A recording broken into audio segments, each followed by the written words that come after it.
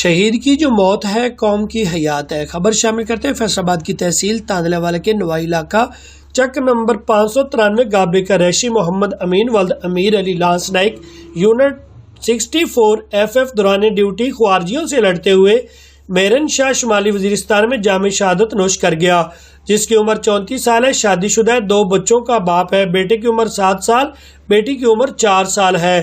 شہید کا نماز جنازہ میں لیفٹیننٹ کرنل مدثر علی، کیپٹن فیصل، کیپٹن مایا عالم، لیفٹیننٹ مزمل نے شرکت کی۔ نماز جنازہ میں اہل علاقہ کی کثیر تعداد نے شرکت کی۔ اس موقع پر لیفٹیننٹ کرنل مدثر اور کیپٹن فیصل نے چیف آف آرمی سٹاف کی جانب سے صدر Pakistan DGISI commandant FF frontier 4 group کی جانب سے پھولوں کے گلدستے رکھے گئے۔ شہید کی فوجی اعزاز کے ساتھ مقامی قبرستان میں تدفین کر دی گئی۔ شہید کے والد کو قومی پرچم اور شہید کی کیپ اور بیجز بھی پیش کیے گئے۔ اس موقع پر لیفٹیننٹ جنرل مدثر کا کہنا تھا کہ ہم شہداء کو کبھی نہیں نہ بھولیں گے جو شہید ملک پاکستان کے لیے اپنی جانوں کا نذرانہ پیش کرتے ہیں۔ ہم ان کے بچوں کے ساتھ اور گھر والوں کے ساتھ ہمیشہ کے لیے کھڑے رہیں گے۔